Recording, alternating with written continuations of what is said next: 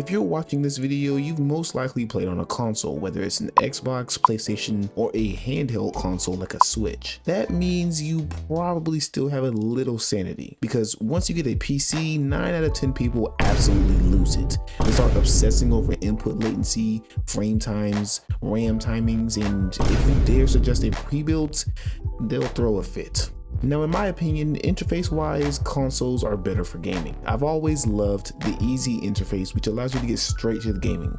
No login screen, no bloat on the system, just the OS and your games. But on the other side of things, PC has a wider variety of games. We get most games consoles get, and we get PC exclusives through Steam, which had me thinking, if I could take the easy to use interface from a console and the wide variety of games from a PC and make my own console, how hard would this be? Now, for the specs, you would think that I would make things easier and go with some high-end i9 system with a 5080, but no.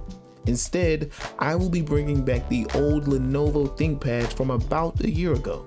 Now, to be honest, the reason why I chose this is because one, I don't have a high-end PC lying around to do this on, and I would prefer to do this on a computer I care less about. So we're going to go down the difficult route with this video. Now, after a little digging on the internet, I found that this computer is a Lenovo ThinkPad T430. What this means is that the computer has a max resolution of 768p. Yeah. But that's not bad. What is bad is the total of 4 GB of RAM this computer has, and the i5 3320M, which means that it's using a Intel HD 4000. Now, that's bad. That means that the type of games I can play on the system is a lot smaller than I thought, but I won't let that stop me too much. This computer is otherwise actually pretty decent. It has about 3 USB ports, a decent keyboard, and the trackpad is about as bad as you would expect it to be.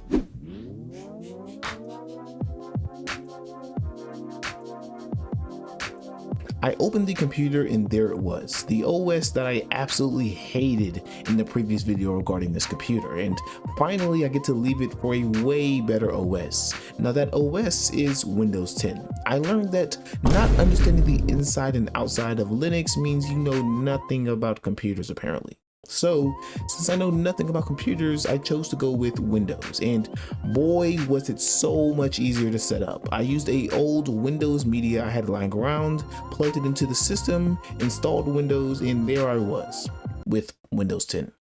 I initially wanted Windows 11, forgetting about the system requirements needed, but looks like I got lucky because my USB drive had a recovery media for Windows 10, not Windows 11, meaning I didn't have to go through the horrors of bypassing TMP. Once I installed Windows, I did what I do best and optimized Windows 10 with the basics. Then I went over that with the Chris Titus debloating software to remove bloatware. And to be honest, for a system this old and on Windows 10, the computer was pretty fast. After that, I did the one thing that made a OS for gaming and added a gaming wallpaper. Now the system is ready for gaming.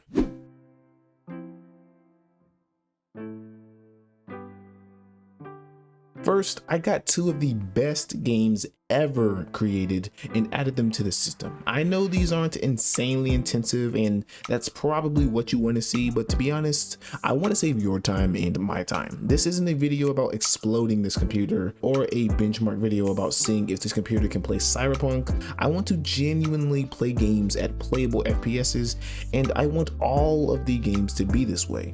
If that means I can only play games made about a decade ago, well, it is what it is. Now, these 2 games ran really well. What I was more surprised about was the lack of setup. No thousands of lines of commands trying to get Vulkan working or DirectX, nothing. I simply installed the game and started playing. So that's already a point for Windows. Other than this, everything was pretty smooth. It's clear that this computer is best for retro gaming and games made a decade ago. And to be honest, those are some of the best games. The only way I can see myself making this better would be by using an actual monitor and not this screen. You guys can't see it, but this screen was annoying to even look at.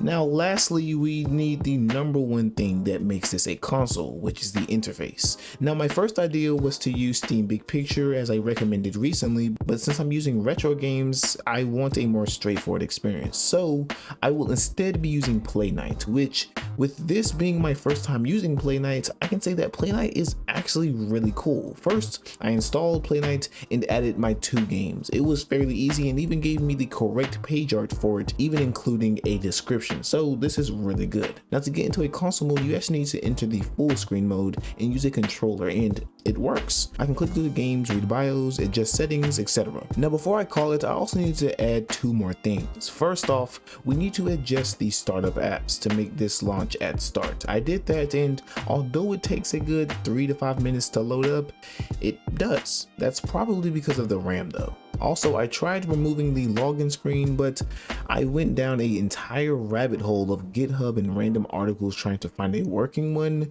and there was pretty much no point. I know it's possible, but it was simply not worth my sanity. So that's it. I now have a console experience at home without having to spend $500. Now, I can say if you want the newer games, you will need a stronger PC, which I just didn't have on hand besides my personal PC, but for a retro console, this was still great. Thanks for watching this video. If you enjoyed, please make sure to like and subscribe, and I will see you guys in the next one.